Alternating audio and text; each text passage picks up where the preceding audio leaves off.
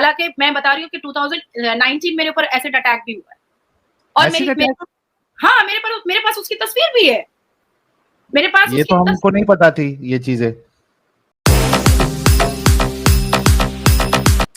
Nazia ji, coming back to the actual topic, बहुत सारे discussion हमने कर लिया, तो असल जो आज की जो रिक्वायरमेंट है, और एक हमने स्टार्टिंग में एक स्ट्रीम भी की थी, प्यू रिसर्च का हवाला भी दिया था, जिसके मुताबिक तकरीबन 1,20,00,000 मुसलमानों ने इस्लाम छोड़ दिया है। और हर किसी को पता है, ये हर किसी को। आप सोचिए कि बड़े मंच पर बैठकर अगर जिनके इतने बड़े बड़े कॉन्टैक्ट्स है, अगर वो कांपते हैं रेफरेंस के साथ, यानी रेफरेंस देकर भी अपनी बात रखने के लिए, जैसे कि मैं जयपुर डायलॉग समिट में गया था और मैंने जब वहां पे खुल के बात की, तो वहां पे आनंद जी ने कहा कि भाई अपना नहीं तो हमारे बारे में सोचो, बाकी जो बैठे हैं हमारा गला भी कट जाएगा। और फिर नुपुर जे शर्मा जी ने कहा कि भाई आपने जो बात कही है हजरत आयशा को लेके, मैं रिपीट नहीं कर सकती क्योंकि मुझे ऐसी ही धमकियां आती है। तो अगर इतने बड़े, और नुपुर शर्मा जी के साथ क्या हुआ ये तो पूरी दुनिया ने देखा, अगर इतने बड़े बड़े लोगों के दिलों में इतना खौफ, इतना डर है मेजॉरिटी में रहते हुए, तो हम जैसे लल्लू पंजू लोग, यानी मैं आपकी बात नहीं कर रहा हूं, मेरी कर रहा हूं, मेरे जैसे जो लल्लू पंजू छोटे मोटे लोग हैं और कई सारे लोग जो इस्लाम छोड़ चुके हैं, उनका क्या, उनकी सिक्योरिटी का क्या? क्या गवर्नमेंट, और ऑब्वियसली जाहिर सी बात है कि गवर्नमेंट को इन सारी चीजों का पता तो होगा ही, तो भाई वो खामोश क्यों है? वो कब बोलेंगे? कब हम जैसे लोगों को सिक्योरिटी प्रोवाइड करने का कुछ स्पेशल लॉ, प्रोटेक्शन लॉ, जिस तरीके से मैं एक एग्जांपल देना चाहूंगा और उसके बाद मैं आपसे ही कहूंगा कि आप क्या कहना चाहती है इस सारी चीजों में, डिस्क्रिप्शन में हम जानेंगे। जैसे मिसाल के तौर पे ये जो जातिवाद का चीज हमने देखा था कि कई सारे लोग इसमें इन्वॉल्व थे, छोटी जाति या फिर क्या कहते हैं उसको, डिस्क्रिमिनेट करना, तो उनके लिए स्पेशल लॉज लाए गए और इतना स्ट्रिक्ट लॉ लाया गया कि अगर कोई उनको वो स्पेसिफिक वर्ड्स भी इस्तेमाल कर ले, मैं इस्तेमाल नहीं करना चाहता वो वर्ड, अगर वो स्पेसिफिक वर्ड भी इस्तेमाल कर ले तो उनपे केस हो जाएगा। और हमने देखा है कि बड़े बड़े सेलिब्रिटी अगर उनके मुंह से वो वर्ड निकला है तो उनको बाद में पब्लिक में आके माफी मांगनी पड़ी कि भाई गलती से फ्लो में ये वर्ड निकल गया था, हमने जानबूझ के नहीं बोला। तो वो लॉ होने के वजह से तो आज लोग जो है वो स्पेसिफिक वर्ड्स नहीं इस्तेमाल करते हैं, इतना उनके लिए प्रोटेक्शन का ख्याल रखा गया। तो क्या ये चीज इस तरीके के, क्योंकि देखिए जाहिर सी बात है, हर किसी को बोलने का हक है, हर किसी को जीने का हक है, हर किसी को अपनी अपनी आइडियोलॉजी फॉलो करने का हक है, ये तो जनरल सेंस में तो सबके लिए है। लेकिन जनरल सेंस के बावजूद उन लोगों के लिए अलग से लॉज लाए गए।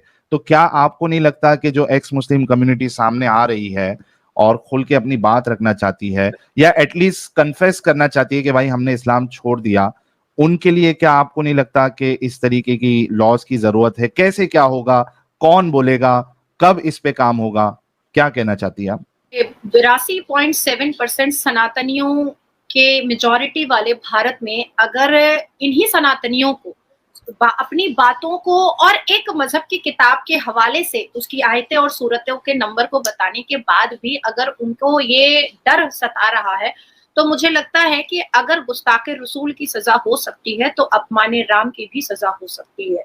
अगर गुस्ताखे रसूल की सजा से सरतन जुदा हो सकता है, तो अपमाने राम की सजा सर धड़ से भी जुदा हो सकता है।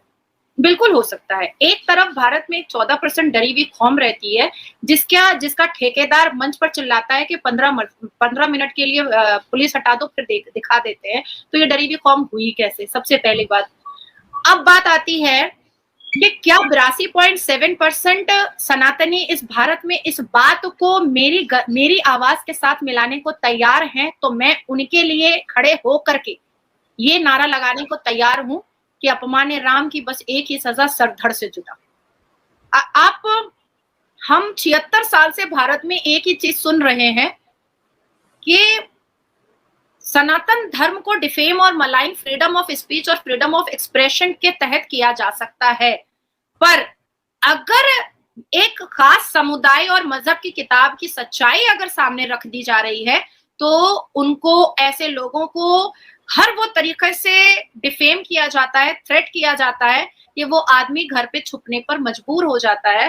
तो मुझे लगता है कि अपने अपने हाथ की मेहंदी और अपने अपने हाथ की चूड़ियां तोड़ने का वक्त आया है, और ये 14% डरी हुई कौम को इस भारत के अंदर बताने का समय आ चुका है कि जब तुमने एक्सेप्ट किया ही है कि तुम डरी हुई कौम हो, तो डरा कैसे जाता है उसको बताना बहुत जरूरी है। ये बहुत जरूरी चीज है, क्योंकि जब देखिए, एक कट्टर के साथ आपको रहना है तो पत्थर बनना पड़ेगा, और कट्टर इस्लाम वाले के साथ रहना है तो कट्टर हिंदू बनना पड़ेगा।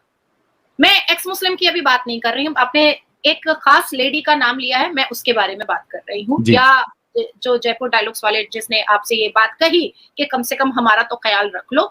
तो मुझे ऐसा लगता है कि अगर इस राष्ट्र से हमें संविधान मानने वालों को ही चुनना है, तो हमें फिर डर और भय दिल से निकालना पड़ेगा।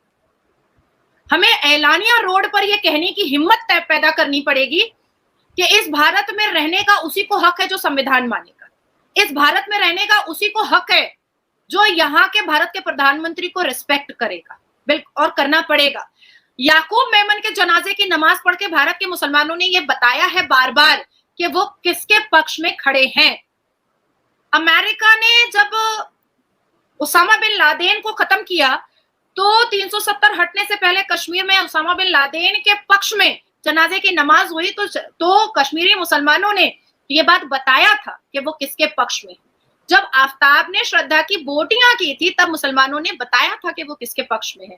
तो अभी भी अगर यही सोचना है, मानवता के बारे में बात रखनी है, तो लो भैया, तब तो फिर आप 2 डेकेड आपने लड़ा राम मंदिर के लिए, 1 डेकेड आप लड़ रहे हो ज्ञानवापी के लिए। कल को कह देगा कि ये जो भारत है, ये तो अरब का ही एक हिस्सा है।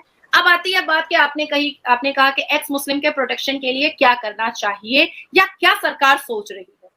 बहुत तकरीबन मेरी 9 से 8 मीटिंग मेरे सीनियर्स के साथ हुई है। हम 72 जूनियर और सीनियर मेरे फर्म में लोग काम करते हैं, खान लीगल सॉलिसिटर फर्म में, और 72 जूनियर और सीनियर्स को लेकर के ये डेटाज मैंने निकाले हैं, ठीक है।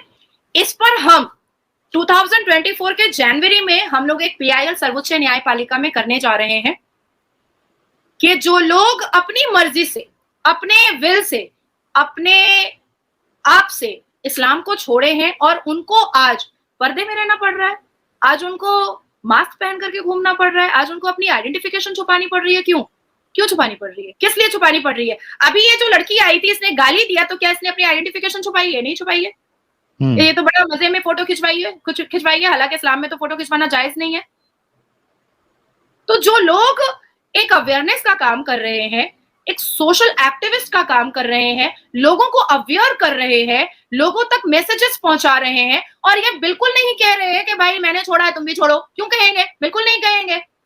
और ये मैंने कभी साहिल आपके चैनल पर देखा भी नहीं है कि आपने किसी को फोर्स किया है। आपने कहा है कि मैं तथ्य सामने रखूंगा, मर्जी आपकी है भैया। आप तथ्य सामने रखते हैं, सामने वाले के मुंह में जुबान नहीं होती है, जवाब नहीं होती है, वो कह देता है कि भैया अब हम छोड़ रहे हैं, तो वो उनकी अपनी मर्जी होती है। आप मेरे सामने 1 करोड़ तथ्य रख दो, मैं नहीं छोड़ूंगी इस्लाम।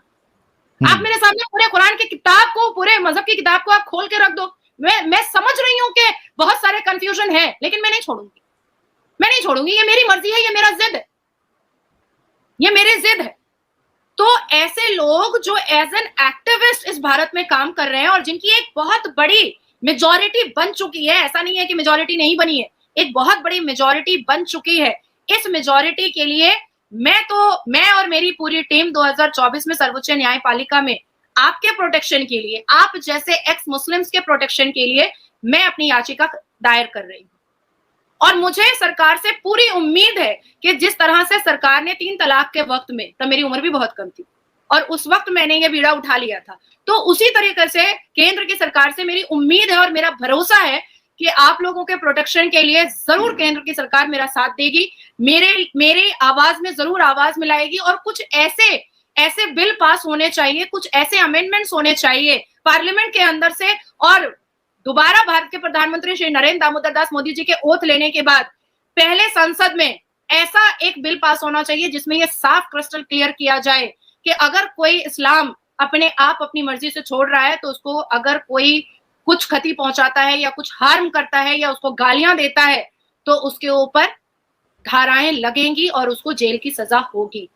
इसके लिए मैंने बेबी स्टेप लिया है और मैं चाहती हूं आप जैसे लोगों को कि आप मेरे मुझे सपोर्ट करें, आप लोग मुझे प्रोवोक करें, आप लोग मुझे मेरे साथ हाथ में हाथ मिलाकर चले। मैं नहीं कह रही हूं कि मैं अकेले आगे आगे चलूंगी और आप पीछे पीछे चलो, नहीं, कहीं ऐसा ना हो मैं पीछे पलटूं और सब गायब, तो वो नहीं होना चाहिए। मैं साथ साथ चलने की बात कर रही हूँ। हालांकि मैं हूँ बहुत जिद्दी, आई एम वेरी स्टबर्न, मैं बहुत जिद्दी बचपन से रही हूँ। अगर मैंने कुछ ठान लेती हूँ, मैं कुछ मैं अपने आप में सोच लेती हूँ तो वो मैं करके रहती हूँ, आगे पीछे कोई रहे या ना रहे, क्योंकि मैंने ऐसे बहुत सारे काम किए हैं जिसमें मुझे लगा है कि पता नहीं मेरे साथ क्या हो। हालांकि मैं बता रही हूँ कि 2019 मेरे ऊपर एसिड अटैक भी हुआ है और हाँ मेरे पास उसकी तस्वीर भी है, मेरे पास ये तो हमको नहीं पता थी ये चीजें।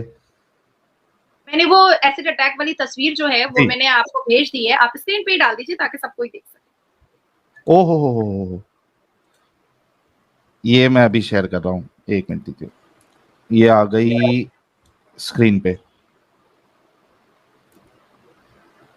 और तब भी मैं डरी नहीं, इवन मैं और वोकल हुई, मैंने और अपने स्टेप को आगे किया, मैं और अपफ्रंट हुई। तो ये कभी का वाकया है नाज़िया जी? 2019 का है। अगर मैंने अपने पर्स से, मैं गाड़ी में फ्रंट सीट पर बैठी हुई थी, अगर मैंने अपने तुरंत अपने पर्स को उठा करके अपने चेहरे पे नहीं लगाया होता तो शायद वाकई में वो जिहादनों की वजह से मुझे प्लास्टिक सर्जरी करानी ही पड़ती। पर अल्लाह का बहुत बहुत शुक्र है, माँ बाप की दुआ है कि 2-3 ड्रॉप्स ही मेरे फेस पर आ पाए थे। It's very sad. और इसके बावजूद अगर आप इतनी हिम्मत से डटी हुई है, दैट शोज कि कितनी ज्यादा करेजियस आप है, हिम्मत वाली है। और जो आपने कहा था जिद्दी वर्ड, तो इससे समझ में आ रहा है कि जो ठान लिया आपने तो एक जिद बन जाती है आपकी और उसको आप पूरा करके रहती है। So that is really amazing. मैं यही बताना चाहती हूँ कि डरने की जरूरत नहीं है, आप डरेंगे लोग डराएंगे। और इनका एक हथकंडा है, एक मंत्रा है कि भाई सामने वाला कोई बहुत लॉजिकल क्वेश्चन किया है, अब इनके पास कोई जवाब नहीं है और इनके मजहब की किताब में भी कोई जवाब नहीं है, तो बस अब चिल्लाना स्टार्ट कर लो, ए तुमको ऐसा कर देंगे, ए तुमको वैसा कर देंगे, ए तुम ये हो, मुनाफिक हो, फलाना हो, धमाका हो। ठीक है, लेकिन जवाब तो दे दो। तुम जो बोलो सब है, लेकिन जवाब तो दे दो।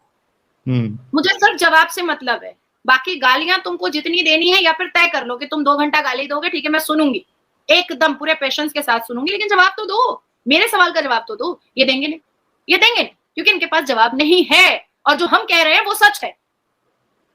तो इनसे बिल्कुल कट्टरता से सामने आना पड़ेगा। डर करके, छुप करके ये सोचेंगे देखा हमने 4 लोगों ने नाजिया को गालियां दे दी, अब तो ये घर में बैठ गई। ना ना ना ना ना, मैं मर्दों को हिजाब पहना दूं, मैं ना पहनूं। क्या बात, क्या बात, जबरदस्त। नाजिया जी, एक तो आप पीआईएल की बात करिए, वो तो आप इंडिविजुअल लेवल पे शायद वो तो होता है पीआईएल, लेकिन गवर्नमेंट, मेरा सवाल फिर से वही है कि गवर्नमेंट इस बारे में कब खुल के बोलेगी? नहीं, मैं उसको भी क्लियर कर दे रही हूँ, बहुत अच्छा सवाल किया है। देखें, जब शाह बानो और सायरा बानो ने 1984 में राजीव गांधी जी की सरकार में जब पीआईएल पब्लिक इंटरेस्ट लिटिगेशन जनहित याचिका डाली थी 3 तलाक को बैन करने के लिए, तब सरकार को पता चला कि 3 तलाक की जैसी कुप्रथाओं से मुसलमान महिलाएं जो हैं वो जूझ रही हैं, वो परेशान हो रही हैं। हम या आप बैठ करके साहिल जो अभी स्ट्रीम कर रहे हैं, इसमें आप 99% सोच कर रखें कि ये स्ट्रीम भारत के प्रधानमंत्री तक या गृह मंत्री तक तो नहीं पहुंच रहा होगा। तो उसके लिए कानूनी प्रक्रिया करनी पड़ती है और पीआईएल एक बहुत अच्छा जरिया होता है कि जब उससे एक सर्वोच्च न्यायपालिका के तहत एक जजमेंट पास होता है या ड्यूरिंग हियरिंग, ड्यूरिंग सबमिशन ही अगर मैटर बहुत महत्वपूर्ण होता है तो वो सरकार तक अपने आप पहुंच जाता है, मीडिया उसको कवर अप करना स्टार्ट कर देती है और जब हाइक पकड़ते हैं ऐसे मैटर्स तो सरकार उसमें इंटरफेयर कर देती है। और जब लाखों करोड़ों लोगों की जिंदगी का सवाल आता है तो सर्वोच्च न्यायपालिका ऐसे पिटिशंस को बहुत बागौर और बहुत सारे तथ्यों के आधार पर और बहुत सारे हियरिंग के साथ सुनना पसंद करता है। नेगेटिव, पॉजिटिव, अच्छा, बुरा, सप्लीमेंट्री पिटिशंस, एफिडेविट, सारी चीजों को लेकर के सुनना पसंद करता है। क्या-क्या घटनाएं हुई हैं, क्या-क्या घटनाओं का अंदेशा है, क्या-क्या घटनाएं ऐसी आ चुकी हैं और आने वाली हैं। तो हमारे पास भारत में कुछ भी फैक्ट फिगर रखने पर तो घटनाएं हुई हैं, बिल्कुल हुई हैं। तो वो सारी चीजों का मैंने डेटास निकाले हैं कि कब-कब, कितने-कितने लोगों पर अत्याचार इन मुसलमानों ने किया है, जब-जब फैक्ट फिगर रखे गए हैं। कब-कब गुस्ताखे रसूल की धमकी दी गई है, यहाँ तक कि हाई प्रोफाइल और वीवीआईपीज़ लोगों को भी धमकियाँ दी गई हैं। वो सारे फैक्ट फिगर्स मैंने निकाल करके रखे हैं। ये लोग दाढ़ी और टोपी में जो जिहादी एक्टिविटीज़ और क्रिमिनल डायबोलिक माइंड लेकर के घूम रहे हैं, इनके पर्दे, इनके हिजाब को खोलना बहुत ज़रूरी है और ये तब ही खुल सकता है जब हम एक खास जगह पर जाकर के अपनी बातों को रखते हैं और वो होता है कोर्ट। इंसाफ कोर्ट से मिलता है, इंसाफ रोड से नहीं मिलता है। हमें रोड नहीं, कोर्ट का दरवाजा खटखटाना चाहिए और वहां से जब एक जजमेंट आता है और वो जजमेंट उठा करके जब पार्लियामेंट लेकर जाया जाता है और उस पर एक खास तरीके का एक अमेंडमेंट आता है, एक बिल पास होता है और उस पर चर्चाएं बढ़ती हैं, उस पर बातचीत होती है, करोड़ों लोगों के जान की सलामती और सेफ्टी और सिक्योरिटी के लिए बातचीत होती है, तब जा करके इस पूरे वर्ग को, इस पूरे भारत को पता चलेगा कि हाँ, अब मुस्लिम को हम डरा नहीं सकते हैं या कोई भी तथ्यों के आधार पर एक खास मजहब के बारे में अगर बात करता है तो जितने भी इस्लामिक प्रीचर है they are bound to answer. उनको जवाब देना पड़ेगा और अगर उनके पास जवाब नहीं है तो उनको मानना पड़ेगा कि सामने वाला सही बोल रहा है, ना कि आप थ्रेट करेंगे कि गुस्ताखे रसूल की एक ही सजा सरतन से जुदा, या अगर नाजिया है तो बलात्कार या एसिड अटैक। ये जो इन्होंने एक हथियार उठा लिया है लोगों के जुबान को बंद करने का, वो हमें खत्म करना है।